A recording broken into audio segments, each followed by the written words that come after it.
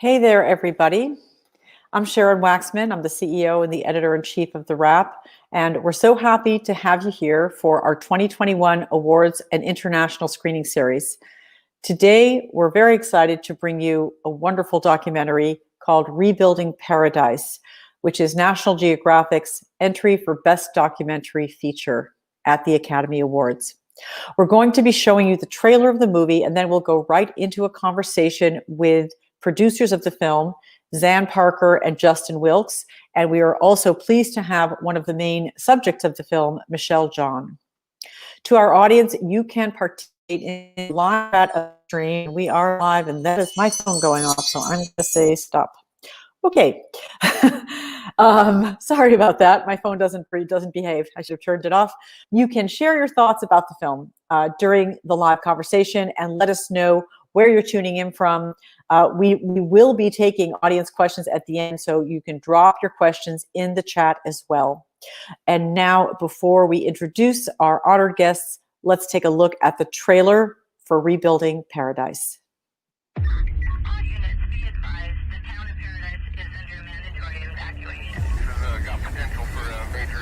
Lord, pray for us. We're getting out of here.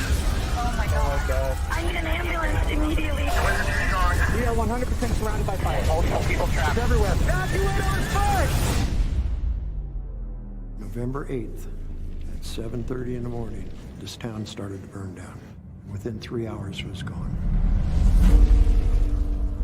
The state's deadliest and most destructive wildfire in history. The town of Paradise is basically ash. I lost my house too. I'll tell you what, it's not easy. No, it's not, but we're alive. It's not just that I lost my house, it's not that I lost my memories. My entire way of life is completely gone. As hard as it is to say it, I don't see the town coming back. A lot of people have left. The hospital's gone. The elementary school's gone. I thought it would get easier as time went on, but it's actually getting harder. At the end of the day, I have nowhere to go. Paradise water may not be drinkable for up to 3 years. We have to make them pay for everything because it's going to happen again if we don't. Don't we have a responsibility to stop building if it's going to be in areas that are not defensible? This is my home. This is where I want to be. I love that town, and I'm not going to bail on it now. We're coming back. Oh, look at this clear sky. Hey, clear sky, guys. Made it through. Made it through it, guys.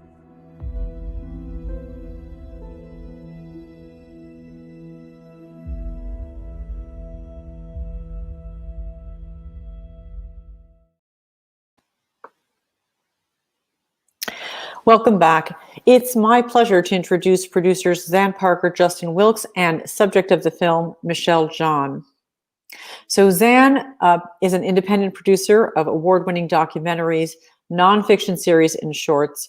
Her most recent productions include Ross Kaufman's film Tigerland and the 2017 CNN film The End Inside the Last Days of the Obama White House, directed by Toby Oppenheimer. Welcome to you, Zan. Justin Wilkes is the president of Imagine Documentaries and an Academy Award, BAFTA nominated, and multiple Emmy and Peabody winning producer. Before Imagine, Justin produced a wide range of feature documentaries and television series, including the Oscar nominated and Emmy winning film, What Happened, Miss Simone. And the subject of our film, Michelle John, previously worked as the principal of Paradise Elementary School until she transitioned to her recent role as superintendent of the Paradise Unified School District. After the fire, if you watch the film, you'll know this, Michelle worked tirelessly to reorganize the schools and the community, bringing the town together through her efforts. Welcome to all of you. Thank you. Thank you. Thanks for having us. Well, I live in California, so I remember all too well the Paradise Fire and how devastating it was just from watching it on the news. But you guys really to bring it home, and Ron Howard did a really terrific job directing this film. Let me just start with you, Michelle. How are you doing? And give us an update on where Paradise is now. Yes, I'm doing okay. Each day is a new day. Paradise has rebuilt there's about 4,000 people living in Paradise, and I think they're up to about 500 houses. The fire displaced 50,000 people. Every day's a struggle. The school district is struggling to stay afloat, and every day brings some new challenges, but also some new building. So there's hope. It's just very slow going right now. Mm-hmm. And we're talking about the fire was in 2019, right? 2018, November. 2018, and I guess end. the film was made mostly, I guess, in 2019, right? Correct. Zan and Justin, how did you get involved in this film, and why pick the town of Paradise? Well, the movie really started, the origin of the movie really started with, like you had mentioned, so many of us saw these images coming across the news. And I think oftentimes, you know, whether it's in this country or other places, you see images of natural disaster, fire, earthquakes, and you have that moment of, oh my God, this is awful. And then, like many of us, you just sort of go on your day because it doesn't directly impact you. In this case, Ron actually had family in the area. He'd spent time in the town of Paradise, his relative nearby town. So very quickly he found out that his family was okay, but he was really drawn to what was happening there because he had this personal connection.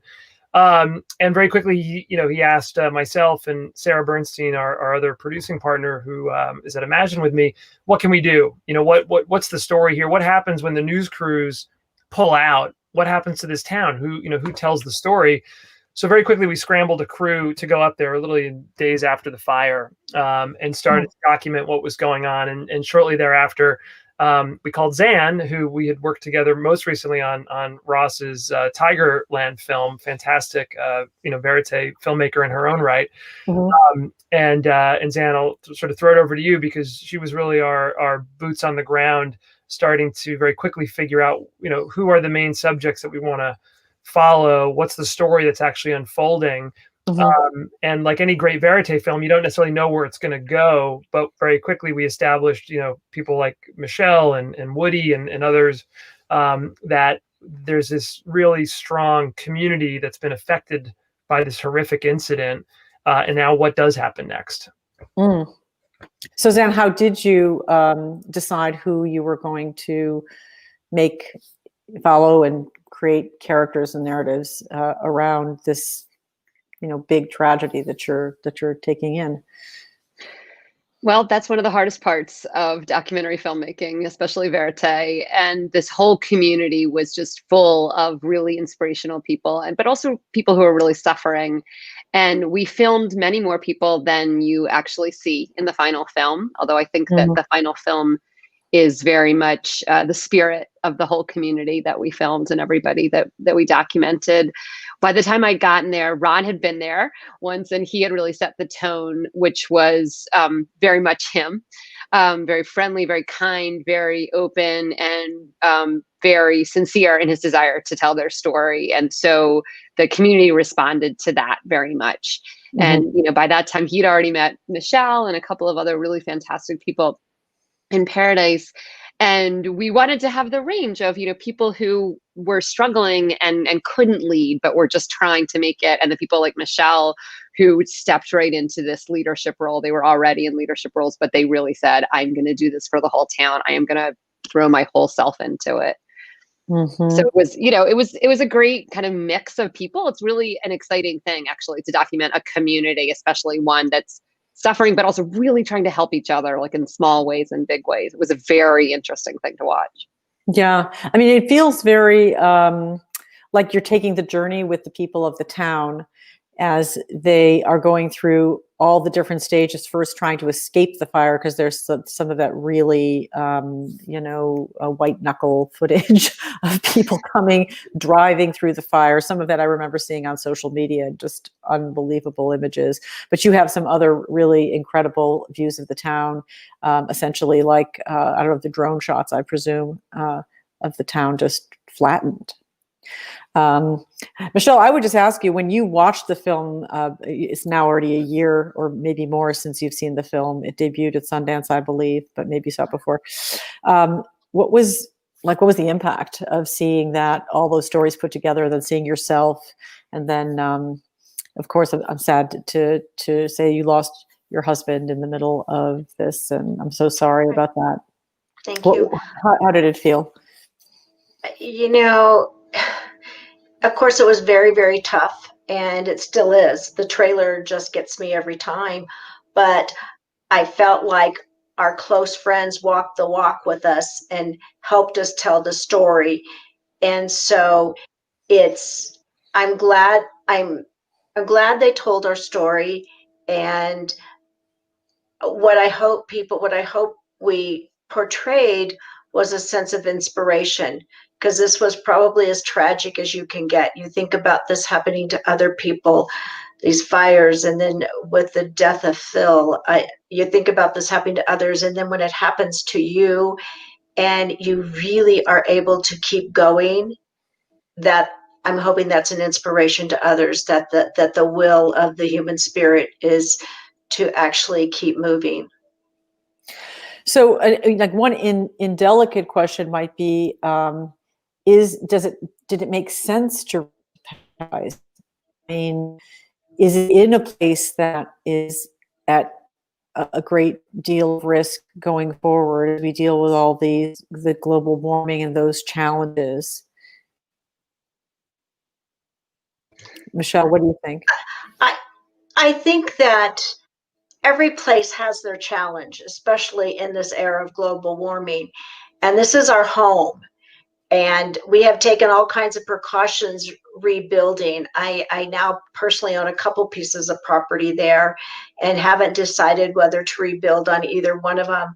I assume I will in the long run, but the building codes are updated. I kind of feel like you take your chance no matter where you live. And because there's such a sense of community there, I think that the pros outweigh the cons as long as you build carefully and follow all the new precautions. Mm-hmm. Which doesn't mean, I suppose, sweeping the floor of the forests, as our former president kept telling us to do. Yeah. Xana, just talk about what were some of the difficulties that you encountered in making this film, and so how long were you shooting? And then normally you come back with a huge mountain of footage that you have to find the story in afterward. Walk us through some of that. Sure. You go ahead, Zan. You can. So we were there for about a year. So Ron wanted us to follow the community for a year, which was perfect design. And for someone who hasn't made a verite film before, he had a lot of really excellent ideas from the outstart. We would go, and he would accompany us, from when he could, out to Paradise. I think it was about like a week or 2 weeks out of every month, practically. Were you guys sorry to interrupt, were you living there, or were you like living in? Well, we were in Chico, California, which is about 15 minutes away. When we first went, it was almost impossible to find a hotel room within an hour of Paradise because, of course, all of the fire victims were living in hotel rooms, which was really sad. And any hotel we stayed in, even an hour away, we were living together with people who were refugees. And which was also very, compelling and informative, I think, to how we were capturing the story and how we understood it. But we eventually settled into a nice courtyard Marriott in Chico, and we spent a lot of time there. Ate a lot of meals there. But, that's really the way that you get to know a community. And I think we filmed about a cumulative 90 days over the period of a year. And that was, both like the drone filming and just capturing kind of how the environment was changing, but then also going to town hall meetings and going into people's FEMA trailers and spending a lot of time at Michelle's house, hanging out with her and her husband, who were just such incredible, powerful pillars of the community, and was folks like that who really guided us. And it was challenging, I think, it's challenging in any documentary when you're watching someone suffer. It's great when you're telling like a happy story. When you're telling a story like this, you inevitably are drawn to film the people that you care about and respond to, and then to watch them go through pain, especially with Michelle when her husband passed away. It was everyone. I mean, Justin will tell you, our whole team, and we had a wonderful, amazing, big, robust team to deal with all that footage, but our whole team was really touched by that and really saddened for her and for the whole community. It was heartbreaking because, you know, in so many ways we were living with this community in real time, you know, and as these events were taking place, whether we were on the ground or in the edit room watching the footage, you know, these are now subjects that we had grown close to. And for Ron, you know, there was always in his mind this conceit of, let's spend a year on the ground, like let's actually bookend it with the anniversary of the fire, and maybe for all the time he spent in Mayberry in his earlier life, a small town and the traditions of a small town really resonated with him. And I think it also really resonated with the residents of Paradise. You know, what does the importance of high school graduation, which is obviously a huge moment in the movie where Michelle doggedly, you know, is committed to the graduation happening on that football field. You know, the town parade, you know, and sort of the traditions of the town, you know, Gold Nugget Day, which is very unique to that town. The beginning of school again. So all of these, you know, the Easter egg was another one, which is kind of an eerie scene because you have these the kids. The Easter egg hunt. I mean, yeah. Easter eggs amongst all the dying or the dead trees at that point. And the town really rallied behind those events because it was a reason for everyone to come back together and remind themselves why they do love that town, why it was important to stay in that town. They have roots in that town. And just on that point, you know, the one thing you mentioned, Sharon, which is another theme in the movie, should you rebuild, right? There was literally an article in the Times just a couple days ago posing that question, should Paradise rebuild? And no matter what side of the issue you on, at a certain point, you have to be able to ask yourself, yes, there's probably a responsible way to rebuild, but you're also talking about people's homes. You know, you're talking about generations of people who have grown up in a certain place and have an attachment to it.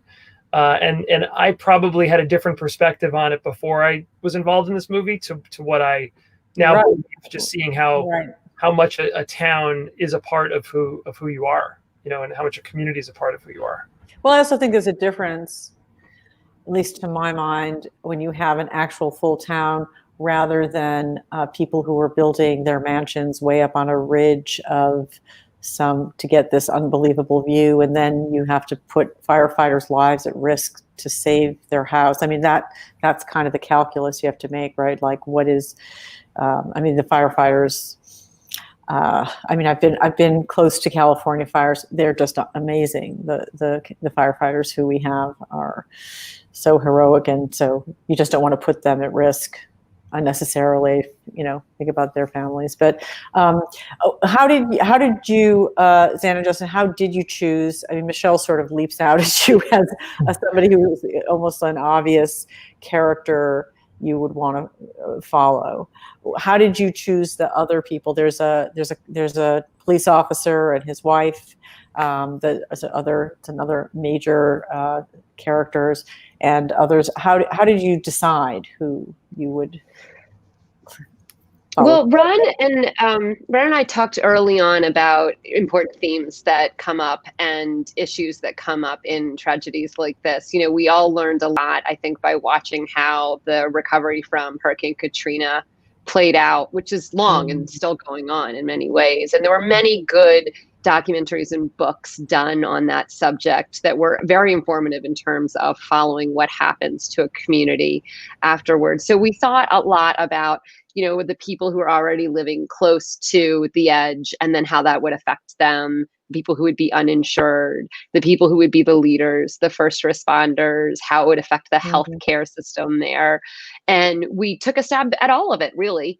And then we would come back and talk about it and show footage to Ron and see how he responded and how he felt about folks. And, you know, sometimes we disagreed and we keep going with the story and try to convince him. And some of those folks are in the film. But it was really a team effort because any film is a team effort. And it was a really great experienced team between Justin and Sarah and Ron and myself and the rest of our team, which was also quite stellar. I could go on and on to think hard about what each person's, you know, story would bring to the film. Michelle, I'm curious, what was your reaction when, you know, Ron Howard, like Epi, shows up? I mean, he is, you know, we did all grow up, those of us who are of a certain age did grow up watching him in a town that could have been Paradise, you know, really similar. And he looked like, you know, a lot of those little kids, you know, when he was a kid. as an actor. And did you think like, did you think, oh, Hollywood has landed, or did people say, or was it like, oh, this is somebody who understands us, and it felt like more like a warm hug? Like which was it? It was without a doubt, it was a warm hug. He never exudes that. Well, I don't know what really Hollywood exudes, but he is not what your stereotypic Hollywood would exude. I remember one of the very first times I met him, we had gone to dinner and we were sitting there, and he took a bite of his food. He goes, "Oh my God, you have to taste this," and put his fork over for me to take a bite off of his fork. Now, of course, this was before COVID. And so how do you not love somebody and be comfortable with somebody like that? This team became our dear friends. We talk, we FaceTime still to this day. We are just keeping our fingers crossed for this vaccine so we can have a reunion. The head videographer lives in Lake Tahoe. So we're all going to come out and meet in Lake Tahoe and have a reunion. That sounds nice. We have spent many dinners together, many bottles of wine together, many tears, many laughter, and they're just family. And Ron was like that from day one. You just trusted this man with your life and your story. I wish Ron was here to hear that. You guys, you better tell him. I know, he would have been. He's in Australia right now, so the time zone's a little doing some major blockbuster, no doubt.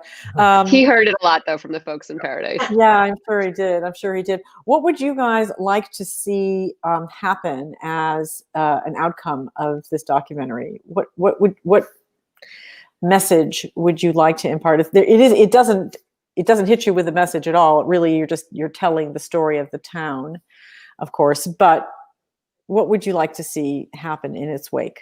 That's a really good question. I think when we were making the movie, there was definitely a theme of climate change, right? And I think even the ending of the movie was something we talked a lot about. It was important to Ron to be able to zoom out at a certain point, and you see the kids in the school are raising money for the flooding that had happened in Alabama, and it's sort of a way of paying it forward.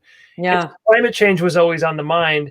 I have to say, and I think I can speak for all of us on this, looking at the film now in the age of COVID, and another natural disaster, in a way, a global natural disaster, and how important community really is and family really is, and supporting one another, and not only supporting first responders, but literally just emotionally supporting friends and family. When you look at what the Paradisians went through and how resilient they ultimately were, and they came out the other side with Michelle still smiling, and many of the others as well. There's just a real power in that. So to me, that's the message. And we couldn't have predicted what the world was going to look like, a year after the year the movie did come out. But it does take on a different kind of resonance, and almost a fable, in a way, for the power of community. I'm so glad, Sharon, that you said that you went straight to the story, and besides telling a good story, because that's what stories do, is they make us feel like we're connected to other people and like we're not alone. And I think this story, all the way through to the teenagers who are raising money for the tornado victims, show that taking care of each other is where resilience comes from. And especially now during COVID, but also during just the politics of the time and the challenges that so many people are facing anew this year and last year, taking care of each other is what it comes down to. And that is the definition of community. And man, I got to tell you, when I was in Paradise, even when it was burnt down, it was paradise, because they really took care of each other. And for me, what I want people to come away with is the power of the human spirit. I used to tell everyone we were the Stepford family. We had 3 beautiful kids, a beautiful husband, married for 40 years, perfect life in paradise. And then it all changed on November 8th, and then completely fell apart 6 months later. And what it did, though, was, I don't know if you could say it brought the kids and us closer, because we were a very close family, but the community is still a community. Even the people who have left, we are on Facebook, we are on chat rooms, we are everywhere with each other, because we all grew up together. We all raised our kids together. With the graduation, that's not just the graduating class.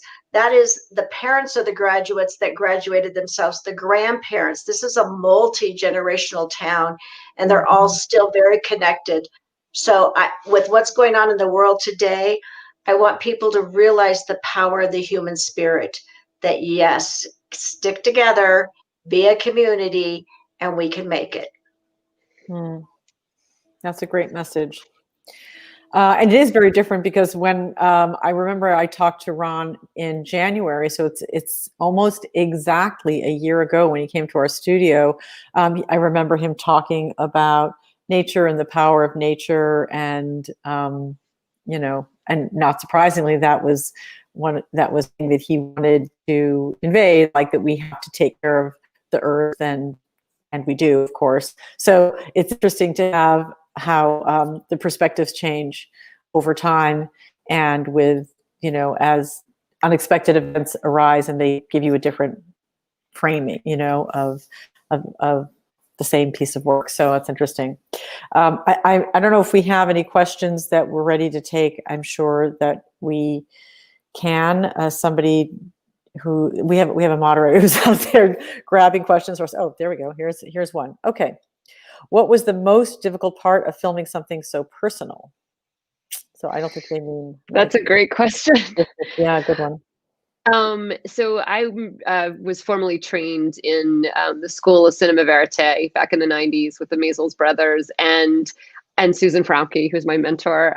And that was at the heart of everything that I was taught as a Verite filmmaker, is about that intimacy and how you gain it, but also how central the trust between you and the subject really is. And it's key to remember that access is not intimacy, and intimacy really does come from a relationship that's built over time, and it's a dialogue. I think it was hard to watch the footage of people suffering. And again, I would just refer to, how hard it was to watch Michelle suffer in particular, because we'd already known her for a while. It wasn't like the fire where we didn't really know anyone when we rolled into town. But it also felt right because we made the decision together. So everything that was hard also felt right because the film subjects were working with us to make those decisions about what to put in the film. Mm-hmm. That's a great question. Here's another one. Unless Justin, you wanted to address the last question first about. No, that was a beautiful answer. So, okay. I agree. All right. Audience question. What was the most unpredictable thing that happened during filming? Did you have any big surprise? You always have surprises, I'm sure. It's nonstop surprises. Justin, pick one. What were some of the surprises? I was going to say, Zan, what pops into your mind? No more toilet paper was a problem of 2020, not a problem of 2019. So. No, I think the surprise was the best part, which was falling in love with the town. We went to it thinking we're going to tell the story and we'll get to know people. It's like every documentary we do, but it literally has become a second home for me and a lot of the team. When the shutdown happened. Where is Paradise? I'm in New York. No, you're in New York now. Empire State Building right there. Justin, is that your daughter Kiwi next to you? This is my daughter. Hello, welcome to the TheWrap screening of your dad's movie. Nice to see you, honey. Talking about community and family. Continue, Sam. Yeah. It was the surprise of getting to know everybody. Michelle, you tell. No, Paradise is about 90 minutes north of Sacramento. Oh, it says it's super northern tip of California. No, it's not this. It's north. So it's northeast. It's, if you know where Chico, California is, just 15 miles up the hill from Chico, California. Yeah, Chico's also very Chico. Most people will not know Chico. Most people either. Sacramento's about as big as most people are going to know about. So it's a part of California a lot of people don't know about. That's really true. It's a huge state. You're getting closer to Oregon. I'm just going to say it. You may not agree, but that's where we are. Well, a lot of people because of the university, no Chico State. And that's true. That's true. Yeah. But you're really like it's kind of farm country. It's lot of country. Like it's not, you're not near any big city. Yeah, kind of. Yeah, no big industry. The largest industry in Paradise was the hospital and the school district. Mm-hmm. Yeah. Yeah, I was wondering about that. Sort of what was the industry that sustained the town before, because 50,000 or 50,000, that's pretty small. Yeah, the hospital, Feather River Hospital, which no longer exists, in Paradise Unified School District, which is hanging in there. Yeah, well, thanks to you, it seems, superintendent. Okay, we have time for, by the way, do you like being the superintendent? I loved it. I would still be there if my husband had died. I loved it. Okay, I'm so sorry. Okay, I think we have time for one more question. So let's see. How can viewers at home help the efforts in Paradise? Good question. So if you go to National Geographic Documentary Films, the website, you'll see the film Rebuilding Paradise, and there's a list of organizations that that specifically can link to providing aid on the ground there, and for both the victims as well as the people who still reside in the area. So that's the best way to engage. That's great. Michelle, do you have anything to add to that, or any thoughts about? Well, of course, I would say Rotary, but because I'm a Rotarian, but I would say Rotary because I know that 100% of any proceeds that Rotary gets goes directly to people who need it. You're talking about the Rotary Club in Paradise? There's still a Rotary Club in Paradise. They don't meet there, but there's still a Rotary Club in Paradise, and they give 100% directly to the people, and there's no middleman or anything like that. Well, that's good. We like that. Well, thank you all so much for joining us, and thank you for making such an insightful film and such a moving film. Because we see these images on the news, and you really rarely get to know the people at all. So it makes it so much more understandable and relatable to have a movie like this. So thank you, Zan and Justin, and we'll thank Ron too in his absence in Australia. And Michelle, bravo to you for all you do and have done for your community. And we hope you stay safe and well. Thank you. Thanks, Sharon, for having us. Sharon, thanks for having us on. And thanks to everybody who joined us today. And we'll be having more screenings in the future. Of course, you can check out screenings.thewrap.com to sign up for our screenings at The Wrap, or you can take advantage of a free trial of Wrap Pro at thewrap.com/join. Thanks, y'all. Thank you all for joining us today for the screening of Rebuilding Paradise.